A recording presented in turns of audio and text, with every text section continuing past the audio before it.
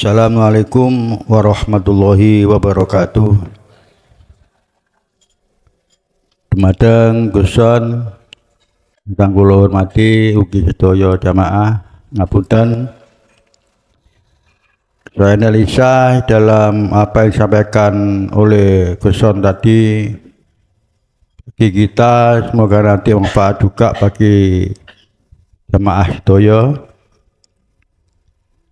Ya, awal bahwa mengingat untuk tingkatan-tingkatan kita ibadah itu ada bahasa-bahasa yang dalam pengetahuan saya bahwa kita ini satu tubuh, terdiri dari tubuh, batin, ruh, dan sir. 4. Juga terdiri dari af'al, asma, sifat, dan dat. Maka dari itu yang kita tanyakan Gus tentang masalah di situ sekarang banyak bahwa kita ini bisa membedakan apa ibadah ritual, ibadah spiritual, dan ibadah supranatural. Ini terjadi semuanya, baik secara langsung dilakukan maupun tidak. Bagaimana kalau kita ini ibadahnya cuma ritual tok atau syariat tok? Apalagi tidak ngonangi apakah ini spiritual ataukah natural, ya. Supaya kita ini tahu batas-batas mana ibadah kita ini sudah spiritual atau supernatural, atau betul-betul sudah di situ menemukan kehadiran Allah Subhanahu wa Ta'ala. Demikian Gus, saya kira mohon dengan hormat pencerahannya, kurang lebihnya mohon maaf. Assalamualaikum warahmatullahi wabarakatuh. Waalaikumsalam warahmatullahi wabarakatuh. Bangunlah jiwamu dan juga bangunlah badanmu. Ini sebuah pesan yang tertera di dalam lagu kebangsaan Indonesia Raya. Dan ini juga mengambil dari maksud dalam Al-Quran. Raihlah apa yang Allah berikan padamu tentang ruhaniah, dan juga janganlah kau tinggalkan bahagiamu di dunia. Dari pertanyaan apakah sudah cukup kita melakukan ibadah ritual aja tanpa yang lain? Nyun sewu, kalau sifatnya sistem ilmu itu bisa kita musyawarahkan, artinya kita bisa mengambil keputusan yang terbaik. Tapi kalau sudah ranahnya praktek, saya nggak berani untuk memenangkan satu, menyalahkan yang lain. Enggak. Gini Pak, selama kita di dunia, kita bicara sistem dulu. Kita ini tidak bisa tinggalkan hukum-hukum dunia. Contoh hukum dunia, ibadah di luar spiritual. Yun sewu, secara jasmani kita umat Islam nggak bisa tinggalkan hukum-hukum yang sudah ditetapkan di dalam syariat, karena kita di tengah-tengah masyarakat.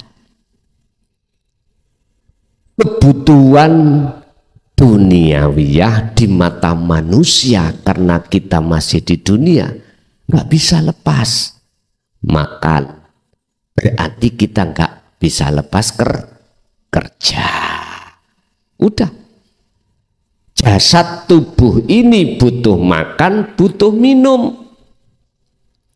Lah, sumbernya kita harus melakukan ibadah-ibadah di luar spiritual yang telah ditata di dalam hukum-hukum zahiriyah,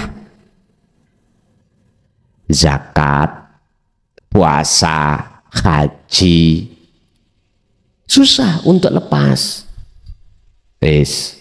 Nyun sewu. Berarti kita harus punya unggah-ungguh ing mungguh menungso tur ya ing mungguh Gusti Allah. Yang banyak itu kan gini, kita menjaga hablum minan nas, unggah-ungguh di mata hukum manusia, tapi kita lupa hablum minallah, hubungan hati langsung pada Gusti Allah lewat spiritual. Niki kebanyakan itu kita lupa, bahkan tidak sama sekali tersentuh, tidak sama sekali. Makanya mengapa Allah katakan penghuni surga lebih sedikit daripada penghuni neraka. Mengapa surga terasa dingin sementara neraka terasa? Karena penghuninya terlalu banyak. Musola iki nek sing ngenggoni wong 100 ning jero, kipas yo sudah tidak ada. Betah nggak amen kira-kira? Nggak betah. Beda kalau dihuni orang 2 atau orang 3, betah, nggak panas, dingin, apalagi ada kipasnya. Iki bahasa ayat secara tercipta, maksudnya di situ. Udah.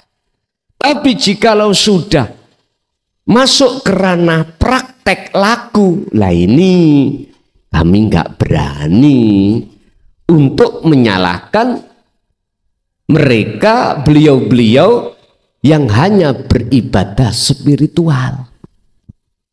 Wis gak ngereken undang-undang hukum syar'i. Sing penting atiku iku piye carane bisa nih eling terus pendetik nang Gusti Allah. Mlebu kamar, mlebu gowo, mlebu alas, moh gembung wong pun kerja ya enggak. Mungkin ini ritual atau ibadah yang spiritual seperti ini, aku yakin para wali-wali Gusti Allah itu pernah melakukan. Ning guwa dhewe, ning kamar dhewe, tinggalkan seluruh hubungan dengan manusia. Entah itu 40 hari, entah itu bertahun-tahun. Kalau nek ndelok film ceritane Raden Said, iku sampak Sunan Bonang lali to niku.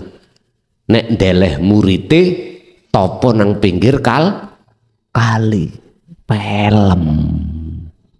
Sampeyan ngerti nih ambek aku lak pelem. Contoh. Nggih. Dulu-dulu memang seperti itu. Sebab ngeten Pak, ketika sampean menjaga hubungan dengan Allah langsung, di tengah-tengah jasad iki ngurusi urusan dunya, iku luweh berat seperti ini katimbang jenengan iku jaga hubungan langsung pada Allah tanpa di tengah-tengah urusi urusan dunia.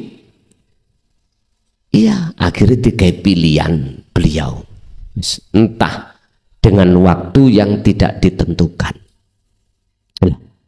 Saya pun tidak akan pernah menyalahkan, karena setiap diri manusia punya peran masing-masing, juga punya manusianya punya hak masing-masing.